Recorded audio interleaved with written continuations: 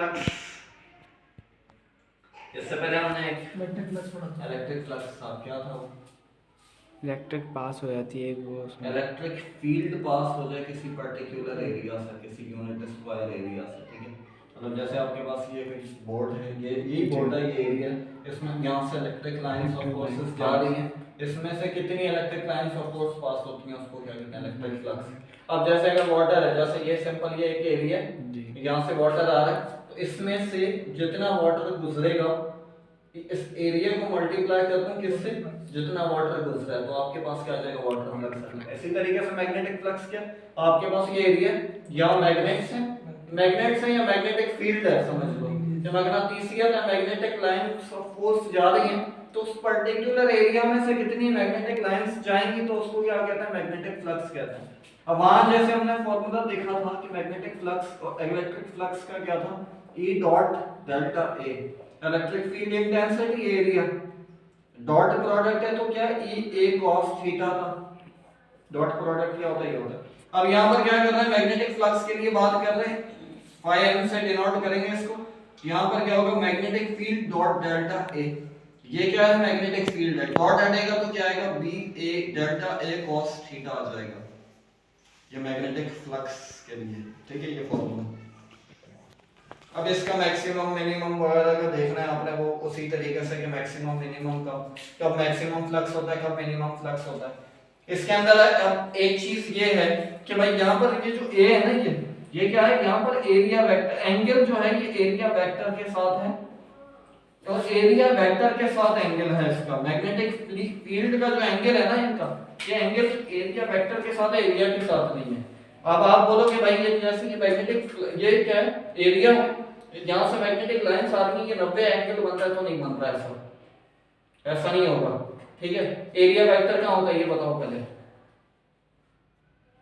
ये आपके पास एरिया है, एरिया वेक्टर क्या होगा? ये एरिया है तो एरिया वेक्टर क्या होगा? परपेंडिकुलर होगा, सही। अब देखो यहाँ पर किस तरीके से, ये आपके पास क्या एरिया, एरिया वेक्टर कहाँ होगा? यहाँ कर लो या यहाँ कर लो, परपेंडिकुलर यहाँ भी हो सकता है, यहाँ भी हो सकता है। अब मैग्नेटिक लाइंस ऑफ फोर्स कहाँ जा रही है? यूं आ रही है, मैं यूं रखा हुआ है, ये आपके पास कोई भी शीट है यूं रखी हुई है, तो एरिया वेक्टर कहाँ होगा? इस डायरेक्शन में। मैग्नेटिक लाइंस ऑफ फोर्स भी कहाँ जाएंगी? इस डायरेक्शन में, तो एंगल क्या होगा? अब अगर यूं रखा हुआ ना हमने, जीरो,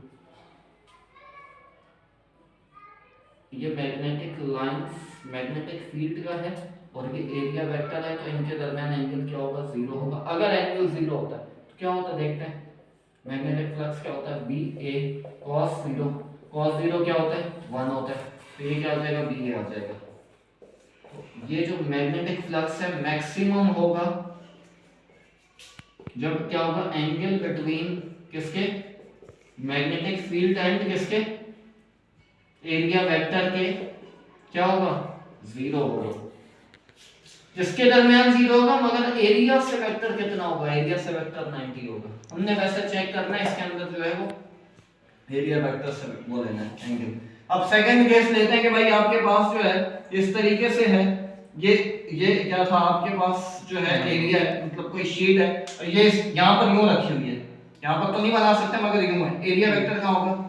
इस तरह। और मैग्नेटिक लाइंस ऑफ फोर्स कहाँ जा रही होंगी? इस डायरेक्शन में। एरिया वेक्टर यहाँ पर होगा, ऊपर की जाने मैग्नेटिक लाइंस ऑफ फोर्स कहाँ जा रही है? इधर, क्योंकि मैग्नेट ये रखा हुआ है।